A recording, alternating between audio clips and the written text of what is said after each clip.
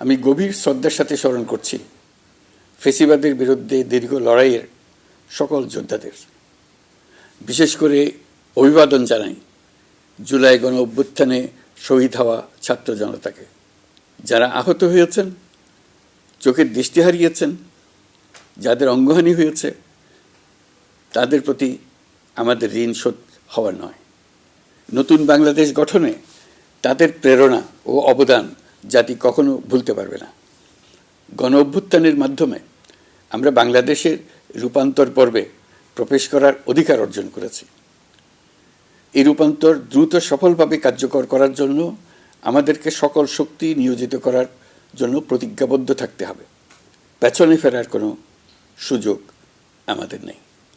আমাদের এই কাঙ্ক্ষিত রূপান্তরের লক্ষ্য হবে সকল ধরনের বৈষম্য অবসানের রাজনৈতিক আয়োজন নিশ্চিত করা, এদেশে গণতান্ত্রিক ও নাগরিক সমতাভিত্তিক একটি রাষ্ট্র ব্যবস্থা প্রতিষ্ঠা করা। ন্যায়ভিত্তিক সমাজ নির্মাণ ছাড়া জুলাইয়ের শহীদদের আত্মদান অর্থবহ হতে পারে না। ফেসিবাদ বাংলাদেশকে আদর্শভিত্তিক সকল রকমের লক্ষ্য থেকে বিচ্যুত করে গভীর অন্ধকারের দিকে আমাদেরকে নিয়ে গিয়েছিল। আমরা আবার প্রিয় বাংলাদেশকে সাম্য, মানবিক মর্যাদা ও ন্যায় বিচারের পথে ফেরাবার লক্ষ্যে কাজ করছি। ফোরাম ফর বাংলাদেশ স্টাডিজের পক্ষ থেকে আপনাদের এই জাতীয় সংলাপ আমাদেরকে আমাদের নতুন কক্ষপথ রচনা এবং তার যথাযথ স্থাপনে বিশেষভাবে সাহায্য করবে। আমি ফোরাম ফর বাংলাদেশ স্টাডিজকে অশেষ ধন্যবাদ জানাচ্ছি এই আয়োজনের জন্য এবং আমাকে আমন্ত্রণ করার জন্য, দুটি কথা বলার সুযোগ দেওয়ার জন্য। আপনারা এই সংলাপে 3টি বিষয়কে বিশেষভাবে গুরুত্ব দিয়েছেন: ঐক্য, সংস্কার ও নির্বাচন। সংস্কার বিষয়ে আমাদের মধ্যে ঐকমত্য প্রয়োজন, এর কোনো বিকল্প নাই। এই 3 লক্ষ্যের কোনোটিকে ছাড়া কোনোটি সফল হতে পারবে না। ঐক্যবিহীন সংস্কার কিংবা সংস্কারবিহীন নির্বাচন বাংলাদেশকে এগিয়ে নিতে পারবে না।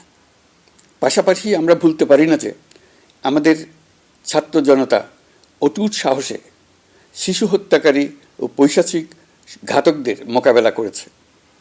মানবতার বিরুদ্ধে এমন নিষ্ঠুরতাকে অবশ্যই বিচারের মুখোমুখি করতে হবে।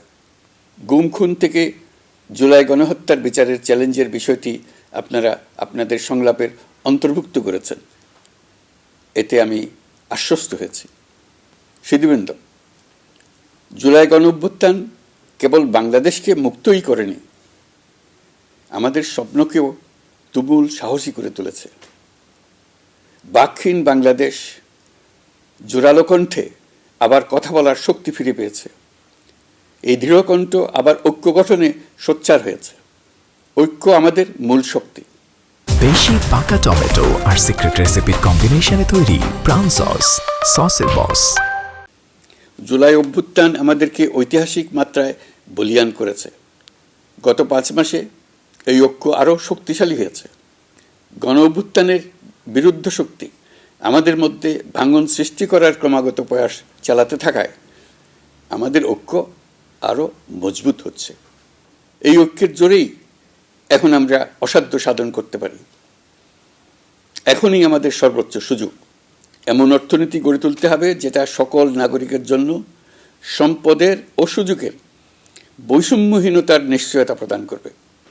যত নিম্ন আয়ের পরিবারই জন্মগ্রহণ করুক না কেন, প্রতিটি নাগরিকের, তিনি নারী হোক আর পুরুষই হোক, তিনি যেন বিনা বাধায় তো বটেই, বরং রাষ্ট্রের আয়োজনে তার সৃজনশীলতা প্রকাশ করে যে কোনো পর্যায়ের উদ্যোক্তা হতে পারেন, অথবা তিনি যে কোনো ধরনের কর্মজীবন চান তাই বেছে নিতে পারবেন।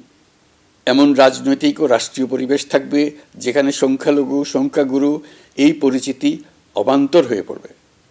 সবার একটিই পরিচয়, আমি বাংলাদেশের নাগরিক এবং রাষ্ট্র আমাকে আমার সকল অধিকার প্রদান করতে বাধ্য। রাষ্ট্রের কাছে এবং অন্য নাগরিকের কাছে আমার অন্য কোনো পরিচয় দেবার প্রয়োজন হবে না, যেখানে ব্যক্তিবন্দনার কোনো সুযোগ থাকবে না।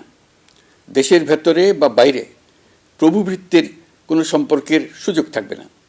আমরা বাংলাদেশের নাগরিক হবার সুবাদে হব বিশ্ব নাগরিক। দেশের মঙ্গল সাধন করা যেমন হবে আমাদের নাগরিক দায়িত্ব, তেমনি বিশ্বের মঙ্গল সাধন করাও আমাদের কর্তব্য। এই দায়িত্ব আমরা সমানভাবে পালন করব। আমাদের তরুণ তরুণীরা দ্রুত এই দুই দায়িত্ব সমানভাবে পালন করার জন্য প্রস্তুতি নেবে। প্রিয় সহনাগরিকবৃন্দ,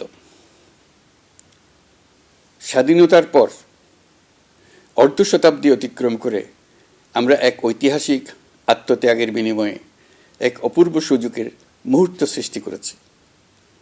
এই সুযোগ যদি আমরা গ্রহণ করতে অনিচ্ছুক হই কিংবা অপারগ হই, তাহলে বাংলাদেশের ভবিষ্যতের কোনো প্রজন্ম আমাদের ক্ষমা করবে না।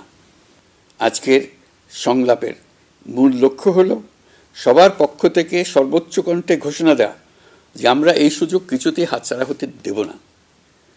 আমরা একতাবদ্ধভাবে এই সুযোগের প্রতিটি মুহূর্ত সর্বোত্তম কাজে লাগাবো। সংস্কারের যে মহান দায়িত্ব ঐতিহাসিক কারণে আমাদের কাছে এসে গেছে, এই দায়িত্ব আমাদের প্রত্যেককে, প্রতি নাগরিককে, রাজনৈতিক দলকে, প্রতিটি সামাজিক, অর্থনৈতিক, ব্যবসায়িক এবং ধর্মীয় জনগোষ্ঠীর প্রত্যেককে দৃঢ়তার সঙ্গে সংস্কারের মহাযজ্ঞে আনন্দের সঙ্গে ঝাঁপিয়ে পড়তে হবে। আজকে আপনাদের সংলাপে ঘোষণা দিন কে কিভাবে এই মহাগৌরবের দায়িত্ব পালন করবেন। সংস্কার ও নির্বাচনের প্রস্তুতি একই সঙ্গে চলতে থাকবে। নির্বাচনের প্রস্তুতির কাজ মূলত নির্বাচন কমিশনের। নাগরিকদের নির্বাচনের তারিখ না পাওয়া পর্যন্ত এই প্রক্রিয়ায় সময় দিতে হয় না, কিন্তু সংস্কারের কাজে সকল নাগরিককে অংশগ্রহণ করতে হবে।